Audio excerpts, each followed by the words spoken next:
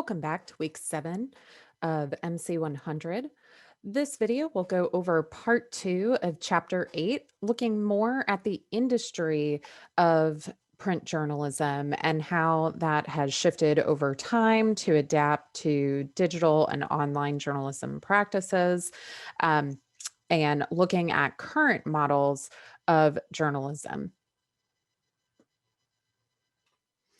Now, for many years, people have predicted the death of print. It has been going on really for a long time, ever since the advent of the internet. People have been saying that newspapers were dying out. And while the newspaper industry has had many challenges, they are trying to adapt in order to prevent things like this from happening.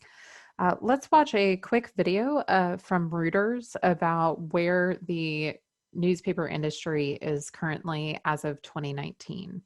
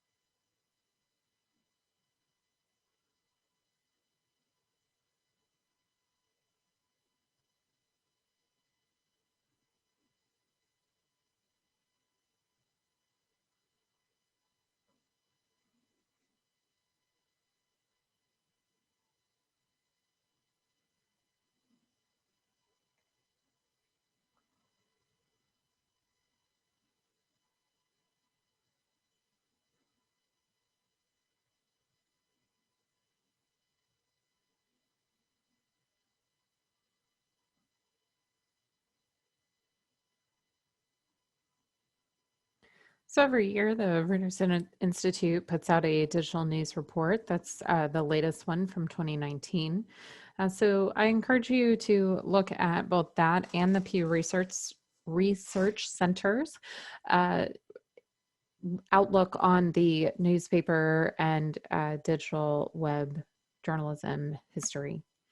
Now, the newspaper industry has been going through some difficult times, depending upon how you look at it, though. Print and digital circulation remains at about 28.6 million for a weekday publication as of 2018. That is a 12% decrease for print circulation, but you can see that unique visitors of newspaper websites actually has been fairly steady over the past few years. 51% of newspaper readers actually still read exclusively in print. They don't access anything online, but 93% of adults get some news online. So you can see there is a continuing shift in the newspaper industry between print forms and newer digital models.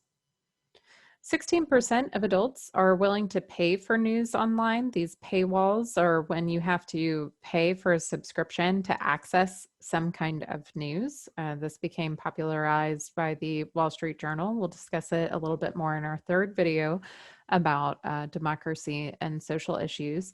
However, it's important to know that 18% of people around your age, 18 to 24-year-olds, pay for online news, and that actually is up from previous years.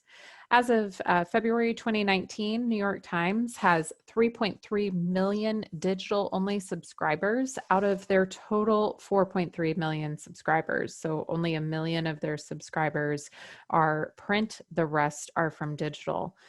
$709 million in digital revenue for New York Times, and they actually have a staff of 1,600 people working for just their digital outlet, which is a large increase from previous years. So you can see in this way, this digital newspaper model is really working for some of the larger outlets. As of 2018, 30% of all ad revenue for newspapers came from digital ads. So digital is here to stay because it helps newspapers make money. Now, in terms of what the industry looks like for employees, these numbers are from 2018 from the Pew Research Center. There were 37,000, almost 38,000 reporters, editors, and photographers working in print journalism. That's down 14% from 2014 and down 47% from 2004. So there has been a major cutback on the number of print journalists who are being hired. If you're thinking about going into journalism, you need to know how much journalists tend to make. It's $49,000 for editors and about $34,000 for the average reporter. Those salaries will, of course, shift depending upon what market you're working for, whether you're working for a national outlet or a local outlet, things of that nature. So those vary widely. These are just the median wages. The predominant worker in the newspaper industry is a white male. People of color are highly underrepresented within newsrooms overall, especially in print newsrooms. They only make up 21% of overall newsroom employees. It's a little bit higher for online-only news, but it is very low for newsroom managers. Only a little less than 19% of newsroom managers are people of color. There has been a broader push for gender equality within news. 41% of newsroom employees are women, which again is still behind where it needs to be, but a great improvement from previous years. And newsroom managers are starting to become a little more gender diverse as well. In terms of the types of newspapers, you have national newspapers. Those are your Wall Street Journal, New York Times, USA Today, those that have the largest reach. They, of course, need to cover issues that matter to the nation as a whole. Metropolitan newspapers, there's about 60 of them. Their circulation is roughly 100,000. With about 30 of those papers making up the majority of that circulation. These include Washington Post and Miami Herald, things of that nature. Medium dailies are those that are in larger metro areas that produce daily newspapers. There are about 90 of them in America with a circulation of about 50 to 100,000. And then you have your small dailies. These are in smaller locations. There are about 1,000 papers in the country with circulation under 50K. There has been a large push to weekly publications. These are those that don't produce every single day. Sometimes it's 2 or 3 days a week. We saw the Birmingham News shift to this model a few years back. There are 7,000 weekly papers in America with a circulation of over 8,000. Now, there are two different categories of newspapers. There's consensus-oriented and conflict-oriented. Consensus-oriented tend to be local. They tend to be focused on social events, town government, crime, and zoning. These typically are smaller, non-daily newspaper. The local one for our area, Shelby County Reporter. The main thing you'll notice with these consensus-oriented newspapers is they're very careful not to offend advertisers. So they are great in the sense that they foster a sense of community, but the problem is because of their need for advertisers and local businesses, they tend to downplay or ignore problems of the community. Conflict-oriented newspapers, on the other hand, are those whose front page news items typically go against social norms. They're the ones that want to discuss major issues and bring them to light. They're more of a watchdog journalist. These are the national and metro dailies for the most part. They have an adversarial relationship with local politicians.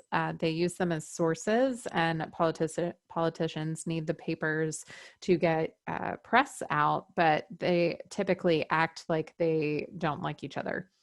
There is often representation of competing perspectives in conflict-oriented, and the journalists tend to play up that conflict as a news value. You're trying to pit an idea or person against each other, and typically this is done only in a dichotomous way where only two viewpoints are presented. This is meant to provide balance and objectivity to reports, but sometimes it can underplay the complex and multifaceted nature of an issue. These conflict-oriented papers tend to avoid playing a role in community politics as well. They tend to focus more on larger issues instead. Now, a newspaper operation really focuses on the business and advertising of the newspaper, because that's really what's going to determine whether the newspaper survives. As much as journalists want to believe that they are public servants and that their job is to help the public, they still need to be thinking about news as a product, because you are selling something that people need to buy. And so without business and advertising revenue, your paper will fail. That's why papers devote half or 2/3 of their pages to ads. Ads are actually laid out first within almost every publication, and then the news articles are placed as there is room. The news hole is the space not taken up by ads. That's kind of a jargon industry term. And the larger your news hole is, the more news and stories you can put in. But the news hole overall has shrunk considerably since 2009 as newspapers are having to make more room for advertisements. Now, in terms of leadership within a newsroom and organization, the publisher and owners are the ones that maintain control over all of the paper, but they tend to not be involved on a day-to-day basis. It would be rare for a publisher or owner really to even be in the same building all of the time. The editor-in-chief is the top leader within the newsroom. They set the tone, editorial direction, and policies for the newspaper. The managing editor is going to be one step below the editor-in-chief. They manage the day-to-day operations of the newsroom, such as assigning stories and telling journalists where they need to go. They may be involved in hiring, and they are over the editors. Now, there are assistant or associate editors, and typically for every division of your paper, such as national, or maybe you have a crime division, maybe you have a political division, something like that. Each section of your paper likely has an assistant or associate editor for it. But there has been a wide sweep in the industry to eliminate more editors because they cost a lot of money. They tend, they make more money than the typical journalist.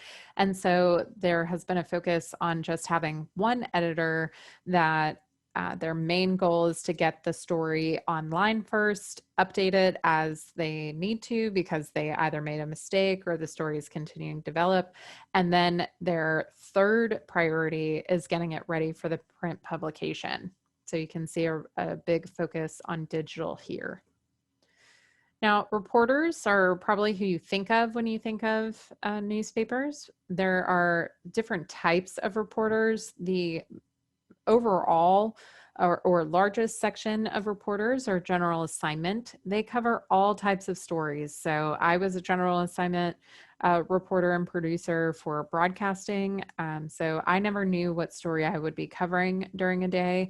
In fact, I may cover a political story like a city council. I may cover a crime story, and I may cover a feature story about a local school, all in the same day. So you just do everything. Some reporters have a specialty or beat. A beat is when you are assigned a certain topic and that's all that you write about. However, because of employment cutbacks, there are very few beats left. It's very rare for you to be able to just be a political reporter. Most reporters now have to be general assignment.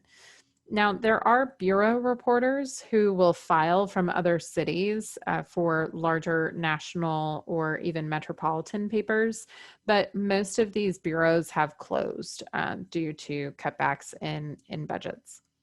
Reporters for newspaper and really any industry work by themselves. They tend to go out by themselves. You can see on the right, this is actually a newspaper reporter who's having to interview someone with his iPhone so that he can get some video interviews up for the website. So this is one person carrying all of this equipment, having to do all of the work from writing, editing, taking photos. So there's really a lot that you have to do as a reporter. But the reporter is kind of the lowest person on the ladder, even though it's their name that goes on the actual article. They're really reporting back up the chain of command through those associate editors, the managing editor, editor-in-chief, and then the owner. Now, there are two kind of resources that newspapers heavily rely on. The first is wires. We talked about the Associated Press within our history video, but the New York Times, UPI, and Reuters are also other news wires available. A news wire allows daily papers, or really all publications, to pay a monthly fee to access their news. And so the news wire will collect different stories from all over and then feed it back out to the various publications. But the publications will only use a fraction of what's available based on their news hole, but it can provide you good ideas for local angles. For instance, I would always go into the health section of my newswire and look at like what new study had come out, and then I try to find someone in my local community who's affected by that, maybe talk to a UAB doctor, and now I have a local story generated from a newswire. Other journalists will use a newswire story word for word, and that's why you can see some repetitive news when you're reading through multiple publications. Another thing that newspapers rely on are feature syndicates.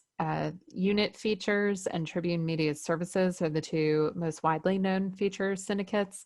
These are contracted by newspapers to provide work from political writers, cartoonists, comics, people who create puzzles, self-help columnists, and then those workers will sign exclusivity agreements with the publications. But it's the way that a lot of your comic book strips or your crossword puzzles will be created.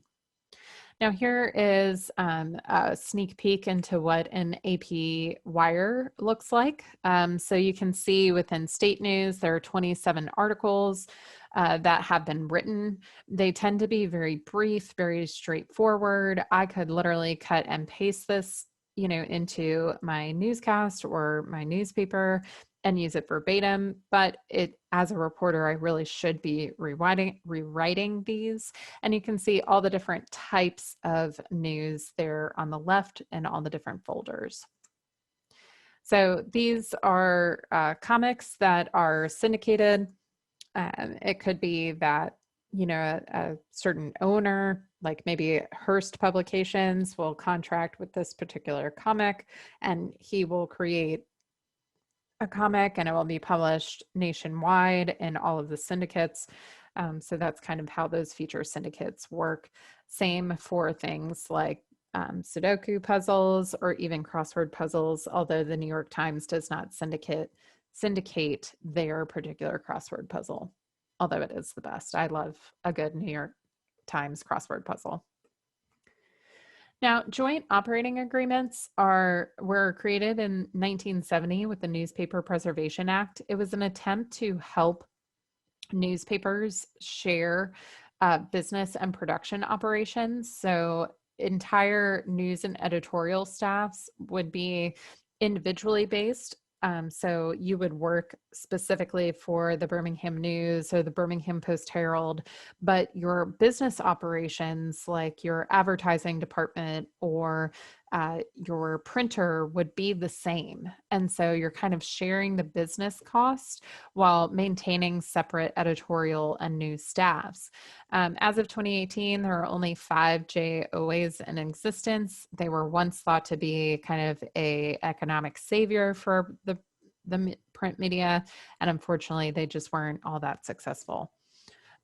So newspaper chains are those where one owner owns several papers across the country. Gannett at one time was the nation's largest chain, owning USA Today, over 880 newspapers and dozens of television stations. They recently renamed themselves Tegna, and they kept the TV and digital operations, but spun off their company where the new Gannett owns the print publications, and then Tegna owns TV. They're really all one parent company, but because of FCC regulations and ownership monopoly stuff, they have to be separate. So that's how they got around that. Readership has been declining since the Depression with the advent of radio. In the 60s and 70s, of course, network TV viewing and suburban weekly competition really pushed a lot of readers away as well. This is also a time period when women began working outside of the home, making them have less time to read newspapers overall. By 2010, circulation dropped more than 25% in just 10 years. But the overall readership for newspapers has actually increased recently thanks to online content. The average user tends to spend 2 minutes and 20 seconds on a newspaper website per visit, while for a digital-only news site, they'll spend 2 minutes, just a little bit less. Local dailies and weeklies are still doing fairly well economically. There is less advertising competition, and your community members tend to stay loyal to your particular publication. If you were living in Alabama when the Birmingham News moved from a daily to a weekly, you can maybe remember some of the uproar that there was about losing access to some of that. And it's kind of surprising that that many people were still heavily invested in a local paper, but it's a very important part of their lives. My husband actually works as a freelancer for Shelby County Reporter, and they have a very large readership. There are 640 million people who pay to read news content, both print and digital, on a daily basis. And the most growth in the paid news arena happened in Asia, Africa, and South America. Now, of course, with the advent of digital publishing, the web has given newspapers additional flexibility in their journalism. There's unlimited space for stories. So that means stories have become much longer over time. It allows for more in-depth coverage of issues, which can be very important as you're addressing very complex social issues or even political issues like we're seeing now. But the problem is that most people don't have an attention span longer than 2 minutes. So even if you write a very long, in-depth piece, the reader may not read it. Now, you are able to print more audience contributed information, such as reader letters, which we will talk about citizen journalism in video 3 a little bit more. And with the digital side of newspapers, the web story is always published first. So the race to be first to break headlines happens now on the web as opposed to in the actual print publication. It means that the web is actually updated several times a day, and there's a lot of questions in the industry about how ethical it is to continually update something without alerting readers to the change in the news story. That's something that's going to continue to work itself out as we talk about transparency in news. So now that you understand a little bit more about the industry of print journalism, I want you to watch the video on social issues in journalism, then do your discussion post on news deserts. Finally, make sure you watch the video with our guest speaker, print journalist Shalise Macklin. And then, in order to prepare for next week, read chapter 9 on magazines.